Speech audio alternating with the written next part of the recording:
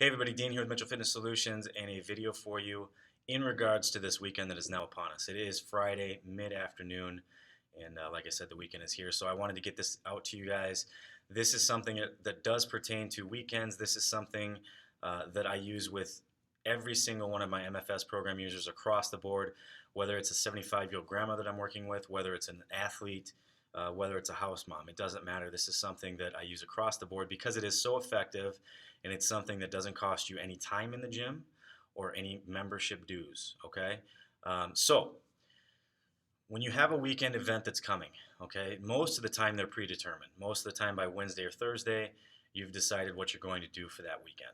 So in that event, if it's something that pertains to a food that is off your diet, if it's something that pertains to some adult cocktails that you don't normally drink, um, the safest way that you can get away with those, if you guys haven't caught in previous videos that I cut, I don't ever restrict things completely from my clients. Okay, so if they want to have an occasional cheat meal, I'm fine with that, but I'm working very closely with them before and after that to make sure that they don't suffer any negative consequences visually.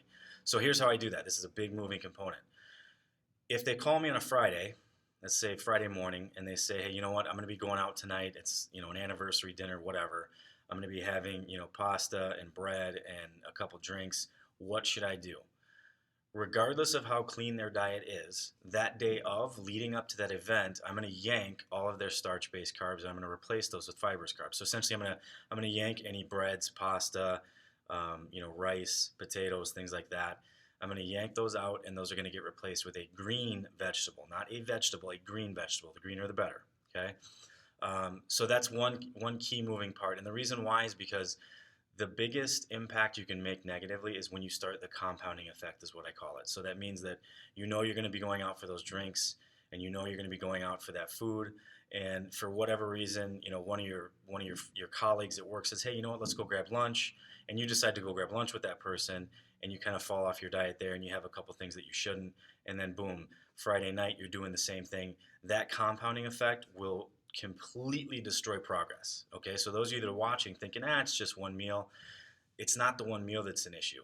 It's the one meal on top of another one meal on top of one another meal. Okay, so the tip to run with over the weekends, if you know you've got that event coming, make sure that leading up to the event you get very strict, especially in regards to your starch-based carbs and your sugars. If you yank those earlier in the day, keep them out of your system. That's at least going to give you that opportunity to kind of bounce back a little bit quicker and see less impact in the mirror from that cheat meal. Other than that, I hope you guys have a great weekend. I'm going to enjoy mine, and I will see you next time at Mitchell Fitness Solutions.